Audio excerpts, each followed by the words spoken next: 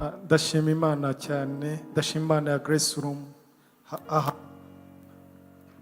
nibwo bwa mbere ngeze muri Grace Room, nateranaga online. Mami ku cyumweru ntashye ntwaye, urasenga, nari nsigaranye amazi muri gourde, ndayifungura, akaboko kamwe gafata vola, akandi gafata kuri gourde.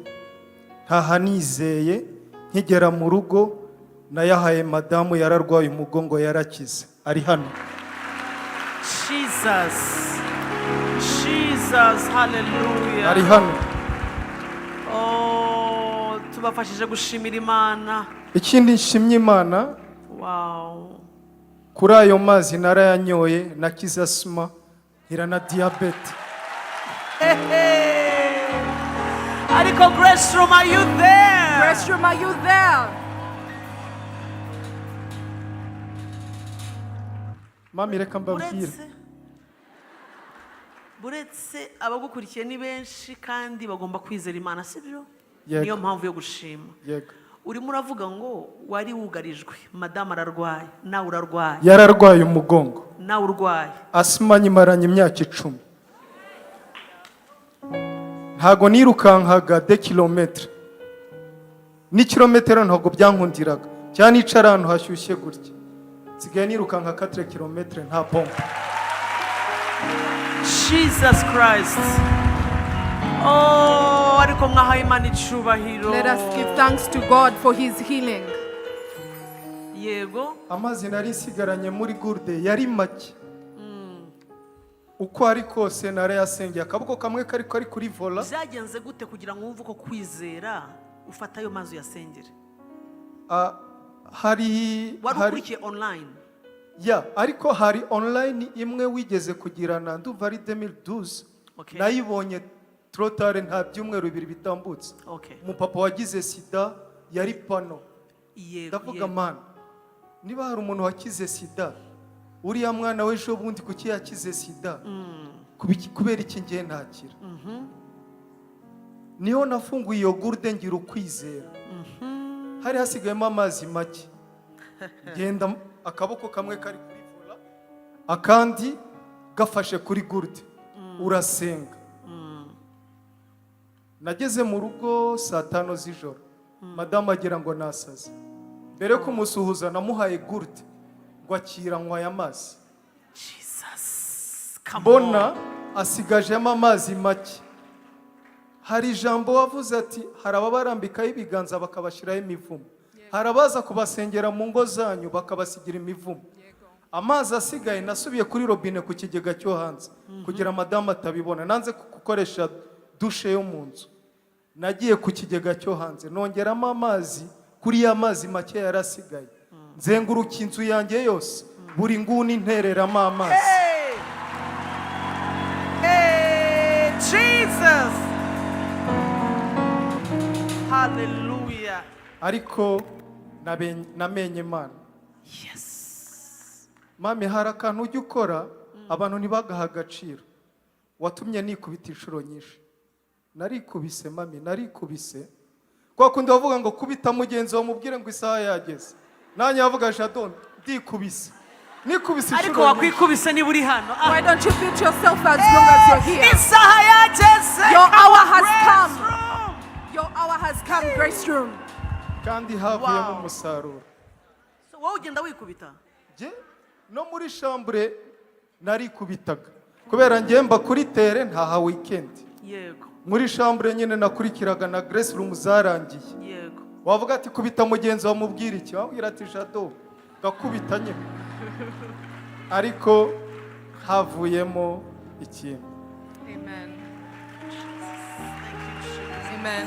Hari abantu benshi bajya bavuga ngo abapasteri bafite imiti, ngo mami ngo yabikuye hehe. Ni Imana, ufite Imana. Hallelujah. Ufite Imana. Hallelujah. Ufite Imana, ufite Imana. Madamu namubwiye ati nurenza saa 8 ndagusiga. Ndagusiga. Je nuyi Nyamata. Namubwiye ati nurenza saa 8 ndagusiga. Agira ngo sindi seriye. Abona ndakisha. Niho yaje yirukanga. ko namubwiye ati sinshaka gukererwa, ndashaka gushima Imana. Come on, Grace Room. Amen. Come on, Grace Isaha Room, let's give glory to yageze. God.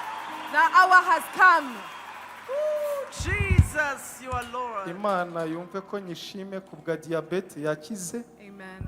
Nta muntu ndambitseho ikiganza Wizeye ari wayo ukwizera mazi. Imana ya Grace Room. Jesus. Imana yankijije asma. Nari ngeze ku rwego rwo kujya kuri pompe. Pompe narayikoreshaga bikageraho imbaraga zikabura. Nkajya kwa muganga bakanebiliza, bagashyiramo bya bintu, bakuru banjye bakavuga ati mukoreshe ibishoboka byose turishyura. Ariko kugeza ubu mami ndi mushya. Oh, Jesus, you, you are Jesus. Lord forever. Thank you, Jesus. Oh, Jesus.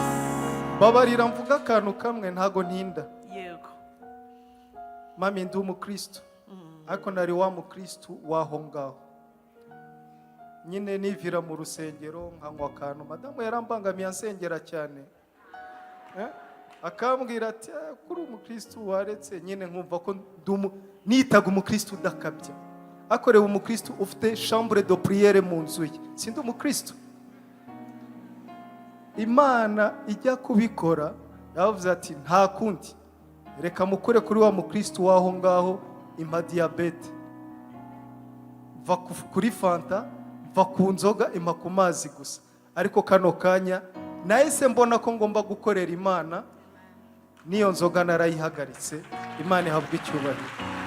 Tugufashije gushimira Imana. Come on, reka dufashe ifamiye Let couple us help gushima this Yesu. family to give glory to Yesu uri God. umwami, Jesus tuguhaye is King. icyubahiro. Father God, we Urakoze worship you. gusohora indwara muri uwo muryango mu izina rya Thank you Yesu. for taking out disease out of this family in the name of Jesus.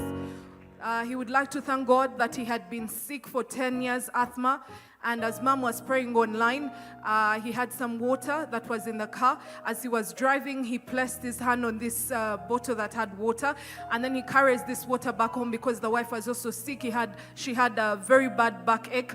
And when he arrived at home, he shared the water with the wife. The wife was healed instantly. He has also been healed from asthma. He has also become a very stable Christian and gotten out of the Christianity that does not bother people.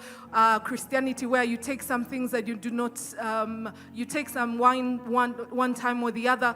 And then he also thanks God that he has been able to be healed of diabetes, all in the name of Jesus. Aha, madamu yararwaye iki? Umugongo. Backache. We yarafite Diabetes. asthma, arwaye Asthma. na diabetes. Munyumvire icyo gicaniro cyo gatsindwa n'Imana. Listen to that altar.